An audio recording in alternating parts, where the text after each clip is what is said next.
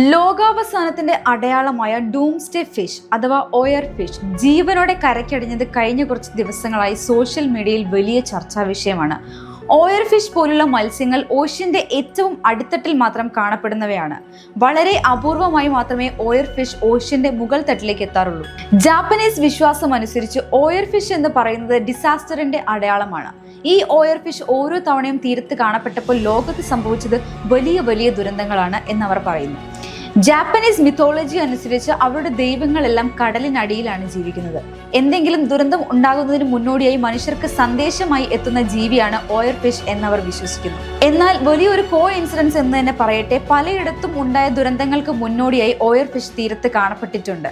2011 15,000-ഓളം ജീവൻ നഷ്ടപ്പെട്ട ജപ്പാനിലെ ഏറ്റവും വലിയ ഭൂകമ്പത്തിനും സുനാമിക്കും ഫുക്കുഷിമ ഭൂമികുലുക്കത്തിനും മുന്നോടിയായി 20ഓളം ഓവർ ഫിഷിനെയാണ് കരയിൽ കണ്ടെത്തിയത്.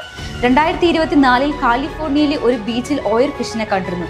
തുടർന്ന് ഒരു മാസത്തിന് ശേഷം അവിടെ വൻ ഭൂകമ്പമാണ് ഉണ്ടായത്. കഴിഞ്ഞ ഫെബ്രുവരി 9 മെക്സിക്കോയിലെ ഒരു ബീച്ചിൽ വെള്ളി നിറത്തിൽ തിളങ്ങുന്ന ഓവർ ഫിഷിനെ ജീവനോടെ തീരത്ത് കാണുന്നത്.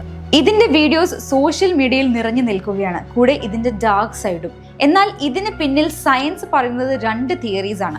ഒന്ന്, പ്രകൃതിയിൽ ഉണ്ടാകുന്ന ചില ദുരന്തങ്ങൾ മുൻകൂട്ടി കാണാനുള്ള കഴിവ് ചില മത്സ്യങ്ങൾക്കും മൃഗങ്ങൾക്കും ഉണ്ടെന്നും. 2, ഓഷ്യന്റെ ഏറ്റവും അടിത്തട്ടിൽ കാണപ്പെടുന്ന ഓയർ ഫിഷ് പോലുള്ള മത്സ്യങ്ങൾ കൂടുതലായി ഇപ്പോൾ കരയ്ക്കെത്തുന്നതിന് പിന്നിൽ ഗ്ലോബൽ വാർമിംഗ് ആണെന്നും സയൻസ് പറയുന്നു. എന്തായാലും ഓവർ ഫിഷ് അഥവാ ഡൂംസ്ഡേ ഫിഷ് സോഷ്യൽ മീഡിയയിൽ ദുരന്തങ്ങളുടെ ഭീതി പരത്തുകയാണ്. ഇതുപോലുള്ള കൂടുതൽ വീഡിയോസിനായി ഞങ്ങളുടെ ചാനൽ സബ്സ്ക്രൈബ് ചെയ്യാൻ മറക്കരുത്.